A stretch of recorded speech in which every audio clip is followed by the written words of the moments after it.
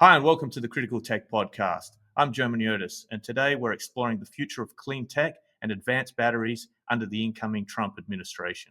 We're joined by our special guest, Jim Greenberger, Executive Director and founder of NAATBatt International, the North American Trade Association for Advanced Battery Technology.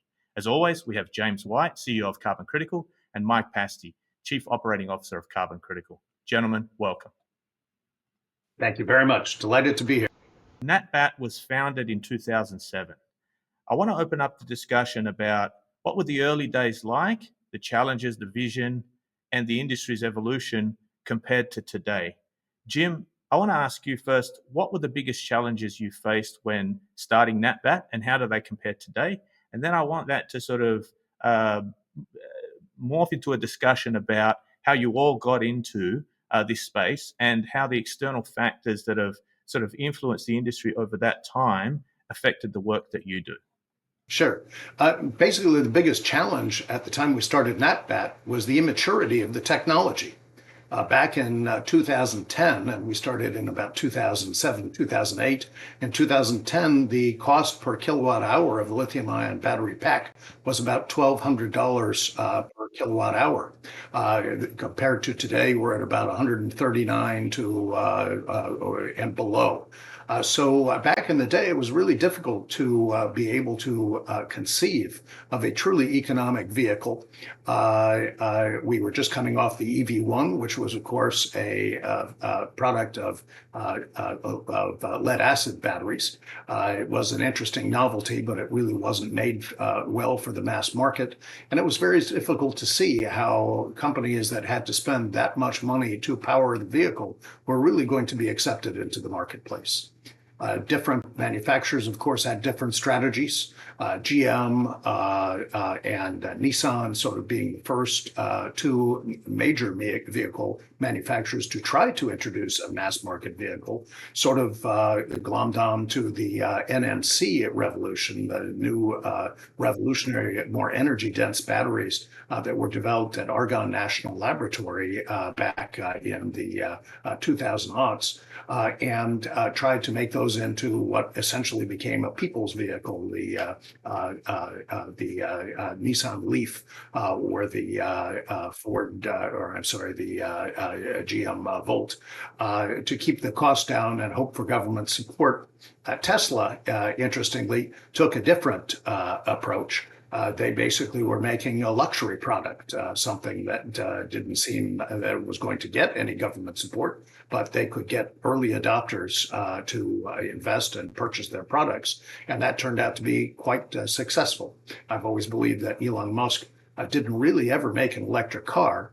He made a consumer brand. And that's really what people, ultimately what drove the success of Tesla, and took a lot of the rest of us, including myself, a long time to really figure that out. I'll say a couple of early words. So I got to know Jim a few years back. I went to my first NAATBatt conference, and I knew from that conference onward, and in full credit to Jim and the organization he created, it really brought together so many key players, and I immediately saw the traction, the momentum, the sort of national impetus that was at the genesis of the NAATBatt organization. Recyclers, producers, government, academia, everybody was there, and there was a real good buzz going, and rightfully so, of course. So and it also heartens me to hear that it was Barack Obama who asked you, Jim, to get this ball going, which means there were some brains behind this sort of national strategy. Now, has it gotten derailed? Does it lack the full support needed to succeed globally? Well, I think that's why we're having this podcast. We're gonna talk about that. But I think we had some really good early starts, and like you said, the cost of batteries has just been plummeting over the years, and just so much has been happening in just relatively record time. In just, I'd say, 5 years, the world's completely changed, from technology, from just market growth. I mean, every year there's something new that's coming out, and then within a short period of time, it's commercialized. Sodium-ion batteries is a great example Like that was went from a terrible idea to maybe it's going to work to all of a sudden it's a commercial product. So anyway, I think we're off to a great start, at least on average around the world. Whether North America is doing great, I don't know. We're gonna hear more about that today, I think. So my journey with alternative energy systems actually started in the 1990s, and as an undergraduate at UBC in Vancouver, I was on a team that made a solar car, and there was something called the Sun Race in those days. So that was sort of the middle 90s, and I had such a great time making an aerodynamic monocoque shell. We had a big wind tunnel at UBC, and we would use that with little bits of string and take photographs. And this was just this fantastic project that I really loved. And then I worked at a company in Vancouver, in Burnaby, called Ballard Power, which made hydrogen fuel cells. And so they were one of the pioneers of the hydrogen fuel cells. And as a young engineer or engineering student at that time, I remember seeing the CEO of Ford Motor Company touring the floor at Ballard Power, and Ford subsequently invested about $1 billion, which was lots of money in the 90s. And I remember leaving that summer job thinking to myself, any day now, it's just around the corner. We're all going to be driving hydrogen vehicles. And how wrong I was. And then a few years after that, I was in Los Angeles for Christmas, and they had sort of a street fair in Beverly Hills, and I saw this yellow race car from a company called AC Propulsion, or AC Motors. And I was just transfixed by this thing. I was so fascinated with this idea that you could make this sort of small, it looked really fast. It was just this really exciting potential there to have a battery powered car, which, the EV1 was ahead of its time, but it was not super exciting. But this thing looked really cool. And then I sort of moved away from that and did other things and created my first company. And then I came to it from the consumer side. I test drove a Tesla one day, a Model S, and almost crashed it. They have a Tesla center by the airport at SFO, still there. And it was so astonishing. It was so unbelievably good. That was sort of a turning point. This was the moment when this was going to change the world. So after that, I went and worked for Toyota on some battery recycling concepts at Toyota Research, and then I created Carbon Critical to advance some of that and bring it into the marketplace. All right, so there's been the election of a new Trump administration with new policies. A lot of those policies focus on traditional energy like fossil fuels, but there's also support for nuclear and carbon capture and storage. Jim, you've written an article about how things might be under that new administration. One of the things that you've said in the article is that advanced batteries and EVs are driven by technology shifts and not just policy, that political leadership affects pace but not direction. Now, the political shifts won't stop this technology from being adopted, but it could slow it down. I want to open the discussion into how you see the current policies affecting clean tech innovation and adoption. The current policies, meaning what Trump is going to do, that's anybody's guess what Trump is going to do. There is a difference between political rhetoric and policy. And we know what the political rhetoric has been. If you take it all literally, it's a little bit frightening.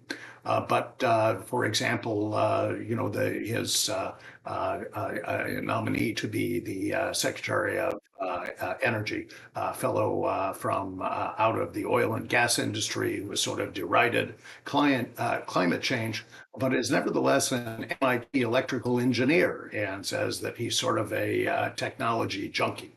I think that that's not necessarily bad news for the electric vehicle community or the battery community, because quite frankly, technology is moving in our direction.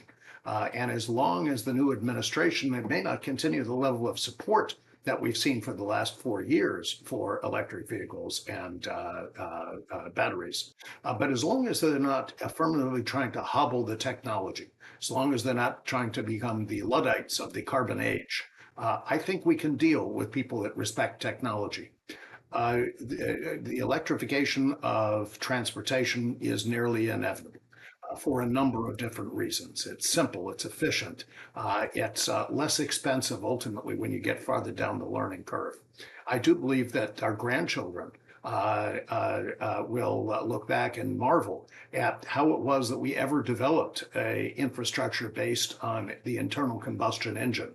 I mean, it's amazingly complex. I mean, think of it back in 2019. If somebody were selling an automobile and a guy comes to you and says, I can't believe that this thing's ever going to work, where do you get the gasoline for it? You got to go to the drugstore, can buy it by the pint, and what if they're out?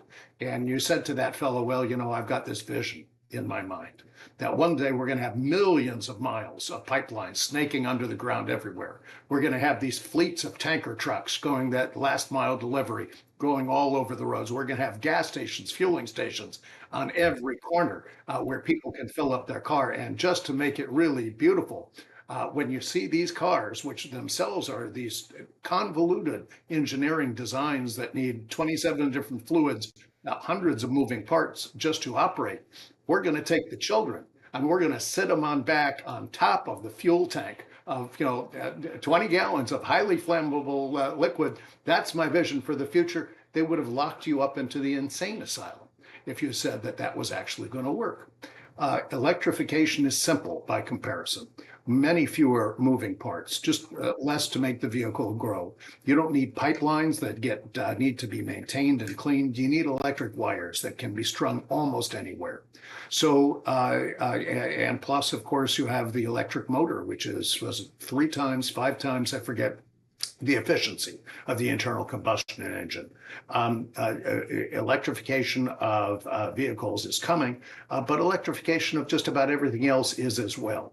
I do believe we're entering the age of the electron, where we're seeing truly a shift in the fuel that will power human society, or primarily power human society. Largely that shift is occurring because of the semiconductor chip, not really the battery. Everything's becoming a computer, and computers don't run well on gasoline. So this is something that is going to continue. The cost curve is going to continue to come down.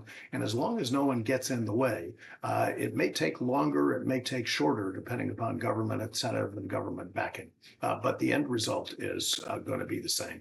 This is an industry that's going to thrive. This is a technology that must thrive because it is the one way you can get electrons to anywhere in space and time that you need them. You need a battery to do that. If you can't power it with a wire, you got to power it with a battery. Well, thank you for that wonderful answer. So I had a question about a statement you made about if no one gets in the way. And to preface that question, Michael and I took a fantastic trip to mainland China this summer, and we saw with our own eyes how that country has just completely transformed its transportation. We took the high-speed rail everywhere in the major cities. There were electric vehicles and plug-in hybrids. Basically, those were almost the majority of cars that we saw. And looking at the statistics for that country, more than half of new vehicle sales are now electric vehicles, or what they call new energy vehicles. And we found out through talking to people there that there are a lot of incentives or incentivization, not necessarily in the form of direct subsidies or payments to buyers, but just it's cheaper to register an electric car versus a gasoline vehicle. Conversely, in the United States, they have sort of perverse or inverse incentives. Some states charge more to register an electric vehicle than a gasoline vehicle. And so one of the questions I think we have is, in terms of the Inflation Reduction Act and the incentives set out in that bill, which are very good and very comprehensive, what are potential risks or areas of incentivization that the Trump administration might target for whatever political reason or economic reason? I think there's a lot of people anticipate that the 30D tax credit, that $7,500 tax credit that individuals can get for buying an electric vehicle, is probably on the chopping block. Even Elon Musk is okay with seeing it go, largely because Ford and GM and Tesla competitors are far more dependent upon that consumer credit than Tesla is. Its vehicles are generally of higher price. So again, I think that we're likely to see a lot of the incentives for electric vehicles be repealed. The real question in my mind and the fear in my mind, to the extent I have a fear, is that they will go farther than that. They will start imposing additional fees on vehicle electrification to try to affirmatively push consumers back to the internal combustion vehicle. That would be more of a problem. But I think that may be difficult for them to do. One thing one has to say about the Inflation Reduction Act and the Bipartisan Infrastructure Act and how it was administered by the Biden administration is that the large majority of the funds that were invested in new manufacturing for these technologies in North America were put into red states, into states where the governors have a particular ability to influence the new administration and will likely defend what they rightfully see as a source of potential major economic growth for their communities. So I don't think that the Trump administration is going to be quite as disruptive to vehicle electrification as many may fear. Again, anything's possible. Part of what I think has people nervous about Trump is no one really does know what to expect, probably not even Trump himself. So, but we're going to have to see. But at the end of the day, we've got the technological wind at our back. We've got economics working for us ultimately rather than against us.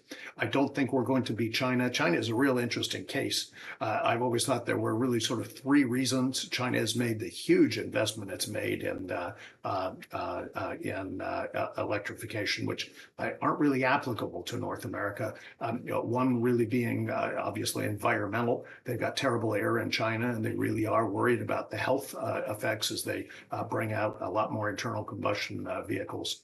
But I think second was that when I first got into the area of transportation 20 years ago, what people were expecting to see out of China was the dreaded sub $10,000 car. They were going to put Detroit out of business because they were going to come in with an internal combustion vehicle that simply undercut anything that Detroit could produce on price. And they actually released that vehicle in Mexico. They couldn't get it approved for safety basis in North America.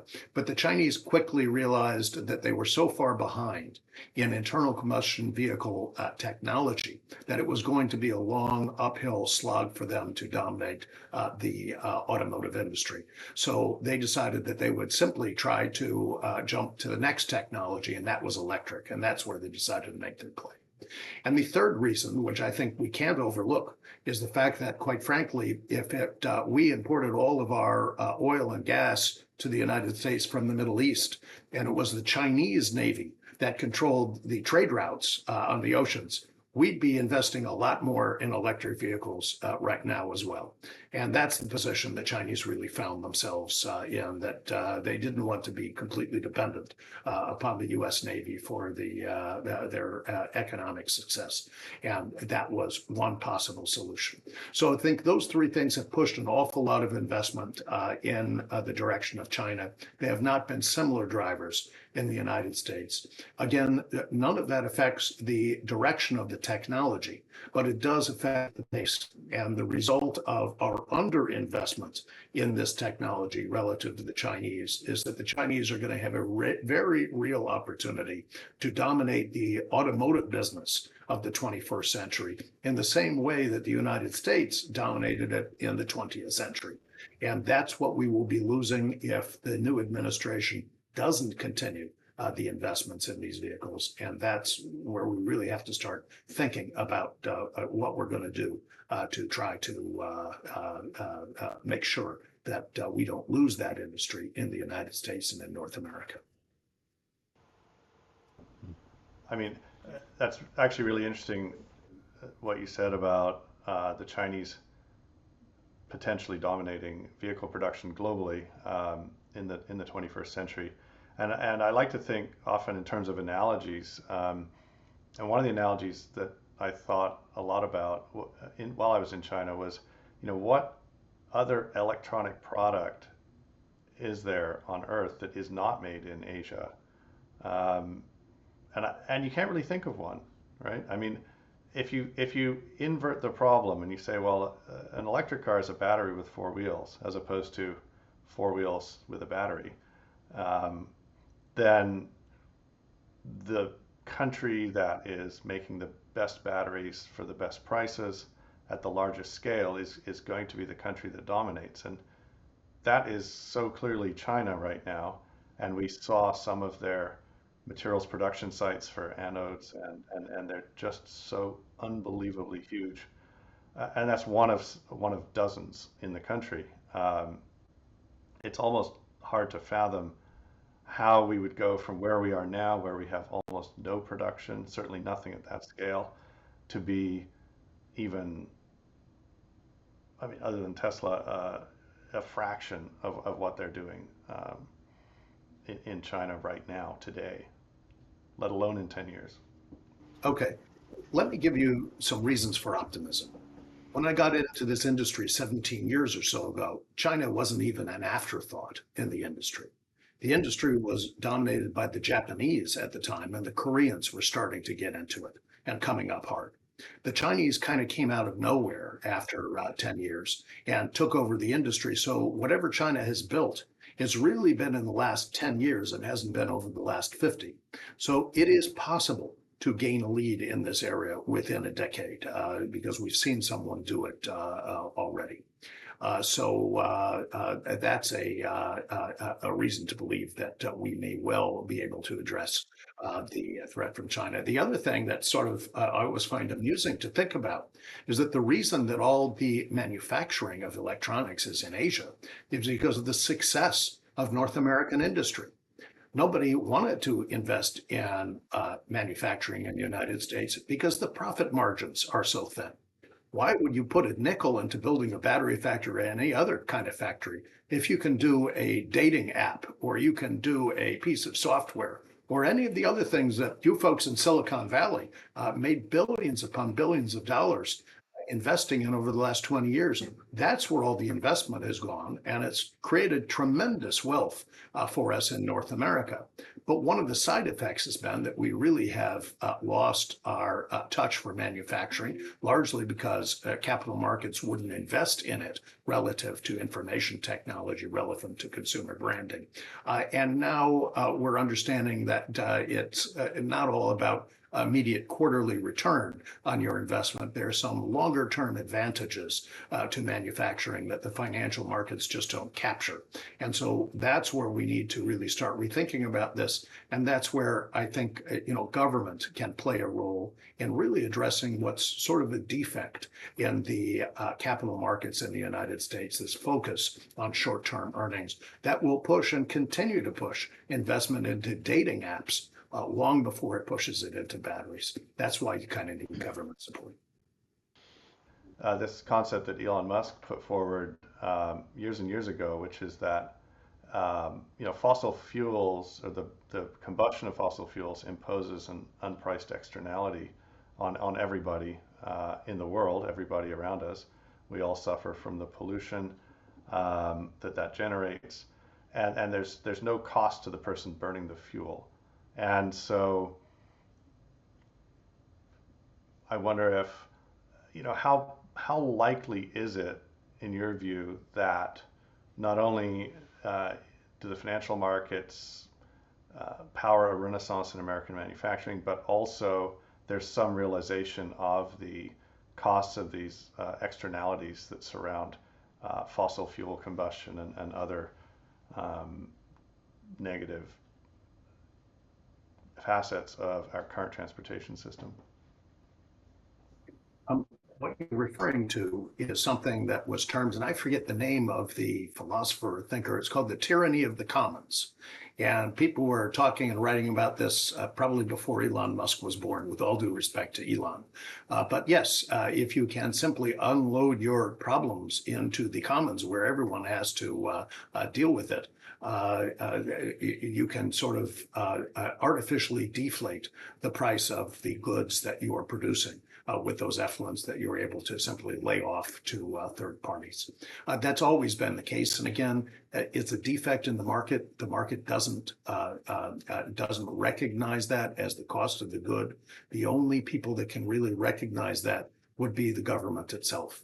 And we've talked for years in government and in politics about things like a carbon tax, which would seek to capture the cost of that externality, and carbon adjustment credits on imports, what would seek to do the same for nations that were not capturing them in their own form of carbon tax. Again, it's sort of difficult to see that happening under the incoming administration. On the other hand, I will tell you, I'm an optimist. I admit that because I believe pessimism takes care of itself. You have to be an optimist if you want to change the world for the better. And the optimist in me tells me that Trump has so overpromised on tax policy in the United States that the only thing he may be able to do that will keep his base content and be able to say that he achieved what he said he would achieve in some form on the campaign trail is if he literally goes in and restructures the entire tax system in the United States. And one of the most efficient ways he could restructure it, one of the ways that would raise a huge amount of revenue, and be accepted broadly across the political spectrum among people that perhaps would be most inclined to oppose anything Trump suggested, was to, in effect, implement some sort of tax on carbon emission as a way to raise money for the government, as a way to, do very simple taxation that's on consumption rather than on income. And economists love the idea. So we'll see. Again, I think that might be wishing for too much, given that his backing and folks that have a vested interest in the oil patch. But if he was really looking to do something radically different that could raise money for all the things that he wants to fund, be simple and make sense, he could do a whole lot worse than look at a carbon tax. Democrats could never get it done. It's sort of like what I've always, again, my optimism, I was not a big Trump supporter by any stretch of the imagination, but on China as well. I'm old enough to remember when Nixon went to China, and essentially it was a huge diplomatic coup. The fact that we put aside our differences with the communist Chinese, and Nixon, who was an ardent anti-communist, sat down with Mao Zedong, of all people. George McGovern, who lost the election to him, could never have done it politically, just never could have done it in the United States. Only Nixon could have. We kind of need to deal with the Chinese, not just in batteries, though we need it in batteries too. There are a whole bunch of things that are tensions between the West and China that the world would be way better off if we all just kind of cut a deal on that. And perhaps, just perhaps, the only person who could do it from the West and get away with that is somebody like a Trump. So, lest everyone, Lee, all your viewers here get too depressed over what has happened in the United States over the last month. Let me tell you that there's reason to believe that maybe, just maybe, this might not work out too badly and could work out pretty well. But again, we're just going to have to wait and see. I'll say that, and I appreciate the optimistic view that Jim gave for the future. I believe in the automotive industry, let's just limit it to that for now. It is optimistic, but it's going to be different. And you've got the massive scale of China. You've got the expertise that has gone from making basically electric golf cart cars. I drove one. It was 2016. I drove it back to back with the Tesla Model S. To call this Chinese car an electric golf cart was being charitable, because it was awful. It was absolutely awful. It was never going to be street legal. In contrast, the ones we saw just a few months ago in Shanghai and everywhere else in China, were outstanding cars. So they've advanced so much, and the scale they've got just from their own domestic industry means they know how to make stuff, and they know how to make it cheap, and they know how to make it better. And part of that's the internal competition within China. It's like a knife fight over there. Everybody wants market share, and they are getting better and better, just competing amongst themselves. So the world's going to change because they're really good at doing that. And the West has always had this obsession with, we got to keep our manufacturing jobs. We got to keep even in a very manufacturing heavy country like Germany, it only accounts for about 20% of their GDP, maybe not even. So there are other ways to be economically successful. We know that.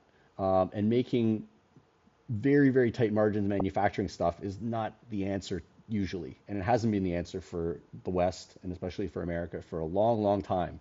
So it's okay if most of our batteries come from China. Guess what? Most of our electronics come from China, like James said. But that's fine, because a lot of the value add, the brains, the designs, the high-tech chips, at least the designs of those chips, are the West, if I can use that broad term, the West. So it's okay.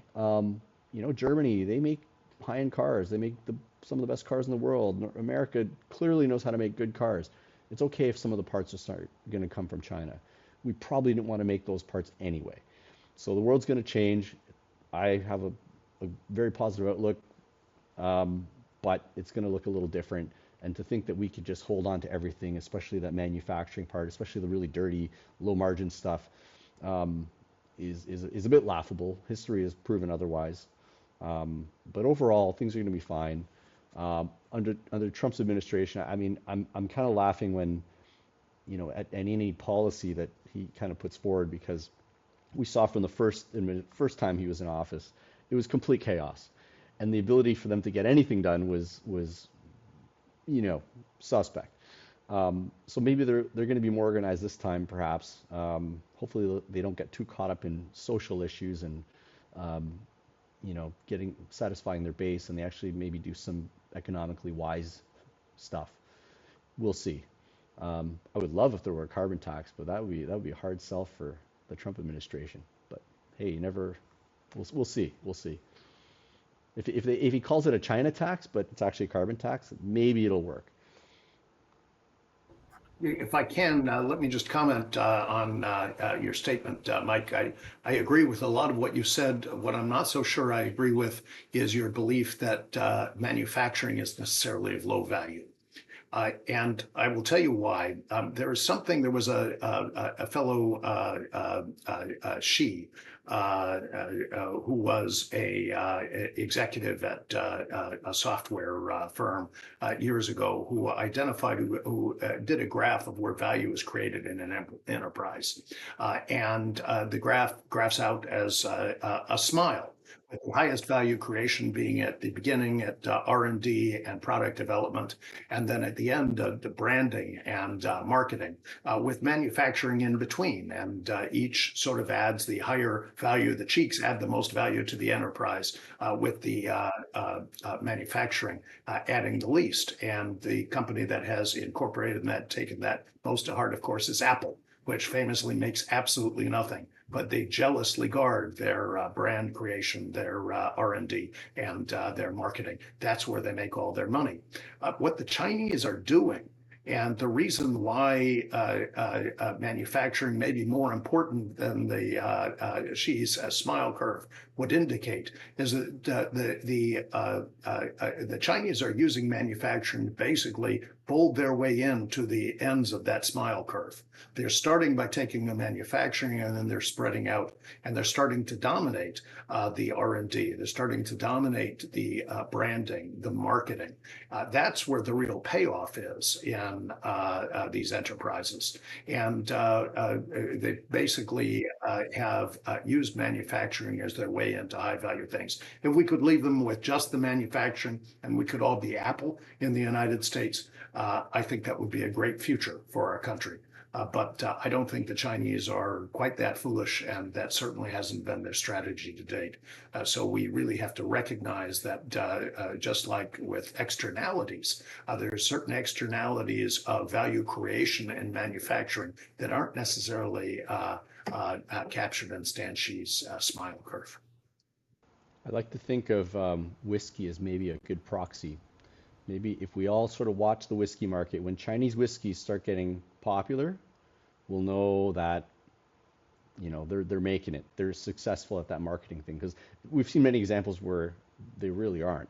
Like the product might be good, but they can't even put it in a box with proper spelling. Um, but I will give you full credit there that I think the Chinese are doing excellent jobs in certain areas, and automotive, I don't doubt they're going to put together a very polished product for other markets. In fact, Europe's already got them. I mean, there's Chinese, it's awash in Chinese electric cars, um, and they're respectable.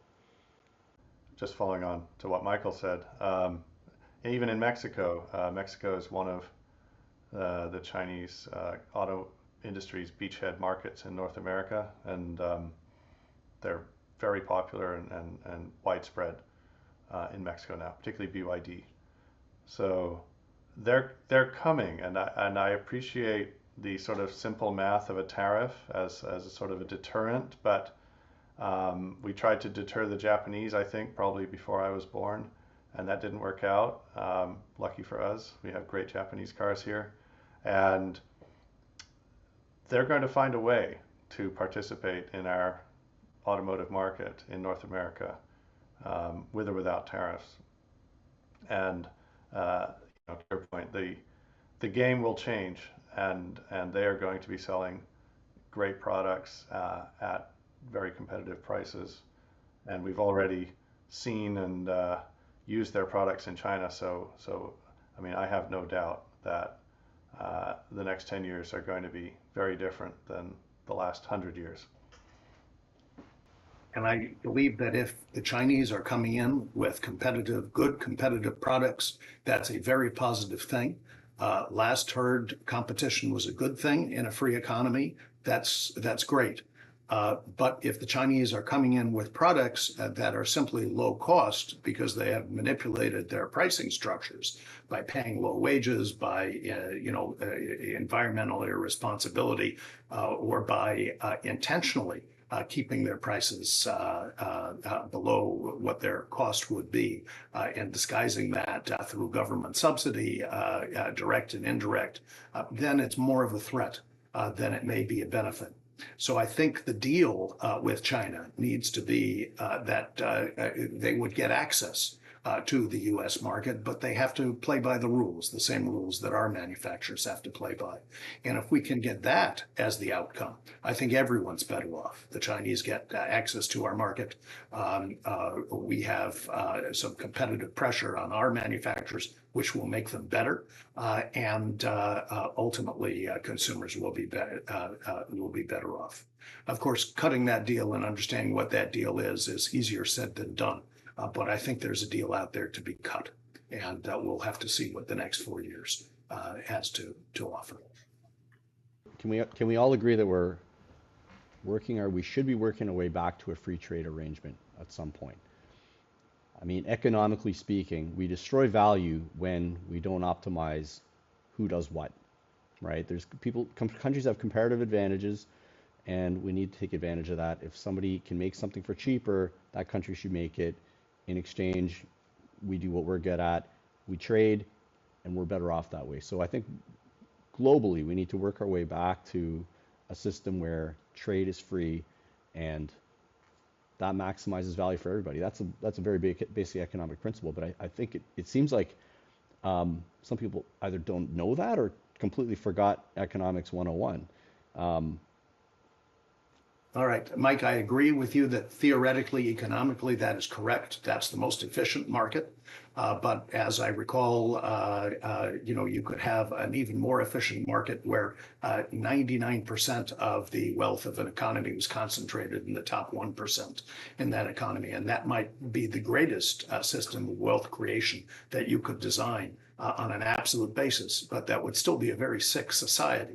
So there are other factors other than just the optimization of economic output.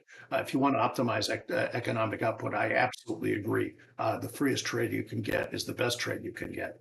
But we've just seen in the last election in the United States a little bit of a revolt by people who are kind of being left behind in where the economy in the United States has been going, of which I and probably everyone on this call are great beneficiaries. And we have to find some way to offer those folks that maybe are not benefiting from the knowledge economy that we're all benefiting from a way to benefit or some way to count themselves successful. And I think, quite frankly, that's what Trump has taken advantage of. And my fear with Trump is, of course, he's selling bread and circuses to those same people and not really offering them anything, simply convincing them that he's a salesman. But again, we'll see. He's got to govern now, and he's got to keep some of these promises. Let's see what he's going to do. My comments were limited just to international trade, but it is funny that people, and rightfully so, the disparity between rich and poor. I mean, there's a problem in the West, and unfortunately, everybody's solution was to vote for the guy who doesn't really care about that. But we'll see. You've talked a lot about manufacturing in the US versus manufacturing in China and all over the world. Recycling is often seen as a solution to supply chain issues, yet fewer than 5% of lithium-ion batteries are currently recycled in the US. Jim, in your Senate testimony, you talked about the high cost of battery recycling makes it unprofitable. But the strategic reserves and the direct recycling technology could change this. You've also said that EV batteries recycling reduces the energy, or it's also been found that EV battery recycling reduces the energy use by 82% compared to producing the materials from virgin sources. What I want to open the discussion of is what changes need to be made for battery recycling to be viable at scale. The biggest change that you have to make is you have to do it at scale. If you do it at scale, it will become a lot less expensive than it is today. We have relatively low amounts of lithium-ion batteries coming through recycling today, and as a result, there's a mismatch between the size of large-scale manufacturing or recycling facilities that you would need to recycle that economically, and the feedstock that is coming through to be recycled. In fact, in the lithium-ion space, the recycling problem is really two problems and has to be viewed in two different ways. Number one is consumer batteries, where we're really only recycling maybe 5% of consumer batteries, and that's because your old lithium-ion batteries and mine are sitting in my desk drawer or otherwise lying around the house in old devices, and I wouldn't even know really what to do with it. And if I thought about it, I'm not even sure I think about it, and most people don't. So figuring a way to collect the consumer batteries is the first challenge of recycling. And consumer batteries can, in fact, be recycled quite economically and quite profitably because they have generally very heavy concentrations of cobalt, which is a very valuable mineral, and heavy concentrations of nickel, which is a valuable mineral. Today, most recyclers can make a good profit recycling batteries that are heavy in nickel and heavy in cobalt. Those are base metals. They're established markets. It's a great business to be in. The greater challenge is when you get to large capacity batteries in vehicles, particularly those that are using some of the newer or older, depending upon how you look at it, lithium-ion chemistry, such as lithium iron phosphate, in which you have lithium, you have iron, and you have phosphate. And iron and phosphate are not particularly, rust is not particularly valuable, and lithium has some value, but it's not really all that valuable on its own, and it's difficult to recycle. As we move to LFP batteries, the recycling is going to become more difficult to do for economic reasons, simply because other than perhaps the lithium and obviously the aluminum and the copper in the battery system itself, there's really not that much valuable to recover. So it's a much heavier lift without a clear technological fact to low cost recycling of lithium. With regard, I think recycling in the auto space is also maybe not well understood. People are probably more concerned about it than they should be, just from an environmental standpoint.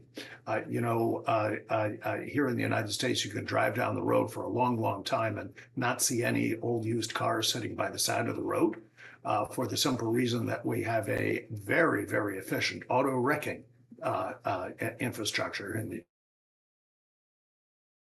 here in the U.S. It's like what they used to say about sausages, everything except the oink. And that's what these guys do with cars today. They can recycle everything. I see no reason, nothing special about batteries that makes me think that these same guys are not going to figure out what to do with the battery in some way to make money selling it or pieces of it to somebody. That's just kind of what they do.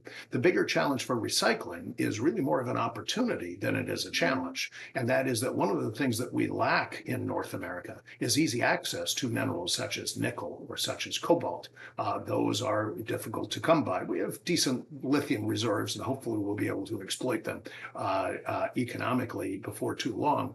But the one reserve that we do have, the one resource we potentially have is urban mining. Rather than digging up virgin mines, you have the largest consumer economy in the world. And if you simply mine that economy for used nickel and used cobalt, we're not quite as strategically exposed as we might be if we were entirely dependent on virgin mining, where reserves of cobalt and nickel in North America are really not particularly robust. So that's where I think the push is going to be in terms of recycling. That do we want to recycle because we want the opportunity for urban mining, because that's really a resource we've got in the United States and North America. And so that's where why the Biden administration has been making a push in that area, and why it's possible the Trump administration will make a push as well. Who knows? So an interesting analogy, actually, you gave the example of all your used electronics, consumer electronics in drawers, and you could probably look in the background here and see old laptops on my bookshelf and things like that. And the analogy that I think is really very applicable here is actually the penny. And so nobody uses pennies to buy things anymore, if they ever did. And yet pennies are constantly in circulation. You get pennies for change, you put them in a drawer, they disappear. They go into the trash, people just throw them away. And so the mint has this problem that they have to continuously print hundreds and hundreds of millions of pennies. They have to mint them all the time, continuously, to replace the pennies that are lost, or else our monetary system couldn't function because the penny is still a part of it. And I guess maybe the same thing could be said for these small lithium cobalt oxide batteries. We have to constantly import them and disseminate them all around. And when they die, they just kind of go into a black hole, and they never make it back. So the answer with pennies is actually Coinstar. They're in every grocery store. There's thousands of them across the country. And people will bring jars of all sorts of random coins and just dump them into the Coinstar machine, and you get a ticket, and the cashier gives you $20 or whatever you've accumulated. And Coinstar is actually the largest mechanism whereby pennies are recycled in the United States, other than, of course, the mint that produces them. And so the analogy is almost exact in many ways. If you brought in your electronics and you got a little coupon for the grocery store, that's a model that we know works in the case of coins. And so if it can work, collection, consumer battery collections, in wide use across the country, we would never import another gram of cobalt again, because modern batteries are so much more efficient in their use of cobalt than the old LCO were. So, but I James, really liked your allusion to all the batteries in the drawer. Those are the ones we need to get out of the drawer and into circulation. I paid $1,000 for that iPhone 6. I'm not about to throw it in a recycling bin. It still sort of works. Not really, but I'm just kidding. But you know what I mean? I think that's the psychology behind it. I've got like literally $8,000 of phones in my drawer. It really hurts to like see those getting crushed up to get a, 15 cents off of my next grocery purchase or whatever it is. Um, One of the problems with recycling batteries is actually you can't do a Coinstar approach, at least not easily, because unlike a penny, where everyone knows exactly what's in the penny, how many ounces of copper or iron or whatever it is that are in pennies these days, everyone knows exactly what it is. With a battery, there are thousands of different kinds of batteries, and who knows how much cobalt is in what you're putting in the Coinstar, or how much nickel or whatever. And so one of the challenges of recycling, one of the things that the government is working on actively right now, is better labeling for batteries and better standards so that we can tell, that a recycler can tell just by looking at, just by reading a label or some sort of mechanism to identify easily, cheaply, and quickly exactly what the energy material contents of any battery are. Right now, we don't have the capacity to do that. And so it makes it very difficult to set up a Coinstar type system. But if we did have that information available, that Coinstar system might be quite applicable to the recycling of batteries, and we might be able to get a lot more energy materials out of our urban mine. So there's actually two other initiatives. So one is labeling, so a bit like plastics. The other is to have a deposit, sort of like an aluminum can, you get a 5-cent deposit on each battery, and people could get those pennies for collecting them, or maybe that would incentivize people to go around and scoop up all the batteries and get those 5 cents. And then the last is a number of initiatives that actually are more targeting waste plastics, which is the extended producer responsibility laws that are being passed in a few states here in the United States, whereby the generator of the product is also responsible for its disposal, proper disposal, as opposed to just dumping millions of tons of plastic into the environment. So there are sort of a few things happening in that sphere, but nothing has really coalesced into a program that would be actionable or scalable by an enterprising small company in California. That might not be applicable to batteries, of course, is that unlike plastics, nobody's dumping old batteries in landfills or leaving them by the side of the road.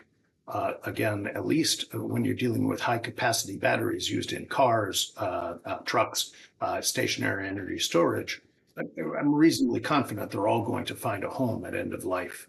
When we talk about recycling, I think, as far as high capacity batteries, you're really focused entirely on the urban mining question, whether or not this is a resource that we need economically for low cost manufacturing in the US and for national security to make sure we always have a supply of cobalt and nickel and other energy materials that we might not have access to as easily through natural resources. But so extended producer responsibility, there's a lot of talk about that in the battery space. I think because it got such good traction with plastic and other harmful waste, I would be a little hesitant to rush too quickly to that as a necessary solution, because the problem with a lot of these solutions is that every time you're piling on cost to the cost of the battery, and extended producer responsibility would add cost to it, you're essentially just raising the cost of electric vehicles to consumers because it all gets passed through.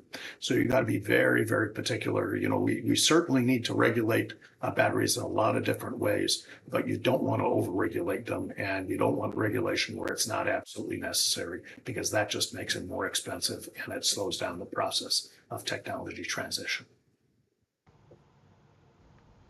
Maybe I'm going to throw something out there. Don't we need to make the batteries before we can really get serious about the recycling? I think we're so early in the our EV journey as a planet that and the fact that these EVs, the batteries, they last a long time. It really takes a long time for that car park to turn over. I talked to a wrecker just a couple of years ago, and he was talking. He's a very big wrecker, and he said, "Yeah, there's one Tesla over in like, Northeast U.S. or something." Like it was. We're certainly not awash in end of life EVs yet. I mean, it's going to happen, but it's such a slow cycle. Like I've got an 8-year-old AV now, and the battery's over 80% its new capacity still. So, that battery's not going to be recycled for a long, long time. And this car was sold back in 2017, so 2016. So, I think there's some time before recycling, before it doesn't just become a good idea, it becomes an imperative.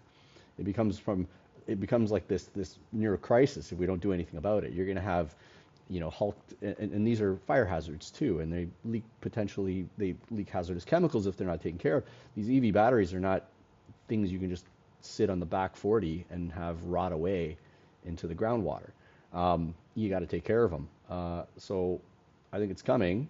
It's just we haven't really been forced to get too serious about it yet, but the world will be awash eventually in end-of-life EVs or EV batteries.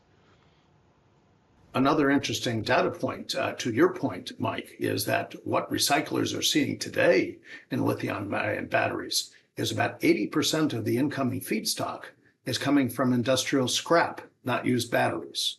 It's the process of manufacturing batteries, and because we're really not that good at it yet in North America, there's a lot of bad batteries that are coming out and scrap that gets produced. And that's what's actually keeping our recyclers afloat today, and that's what they're competing over. It's not the used batteries. We'll see what happens to batteries in the field. They are lasting in the automotive space a lot longer than people thought a few years ago that they ever would. Jeff Dahn out of Dalhousie University did some very interesting work where he was controlling the cycling of batteries much more closely and in certain calibrated ways. I was at a conference recently, and the data he was producing was stunning about how many cycles you can actually get out of these things. If you cycle them, these batteries are going to last way longer than any car. You're just going to be selling the chassis and putting a new chassis on top of your battery, because the battery could potentially last you several generations of your vehicle. And so we'll see what develops around that. It's going to be very interesting to see what happens in the automotive space and what direction that takes, if in fact the batteries, we can manage battery cycle life that well. Whether or not that gives rise to a second life industry, which some people think it might, or whether that simply gives rise to a difference in ways that we use and purchase vehicles is an open question. But it's going to be an exciting time and a time of great change in the industry, but I think a time of positive change. So it'll be keep your eyes open. It'll be an interesting next few years. So Jim, you're asked to testify in front of a Senate committee, and in that testimony you gave a roadmap about protecting the US economic competitiveness and greenhouse gas reduction efforts. Now, there was 4 parts to that testimony, or there was 4 parts to that roadmap, sorry. One emphasized the consistent nationwide recycling policies for high voltage lithium batteries. The second was advocating for regulatory differentiation between EV batteries and consumer electronic batteries. The third was restricting exports of used lithium-ion batteries to secure the domestic material supply. And the last was increased R&D to improve recycling technologies and make them safer, cheaper, and more profitable.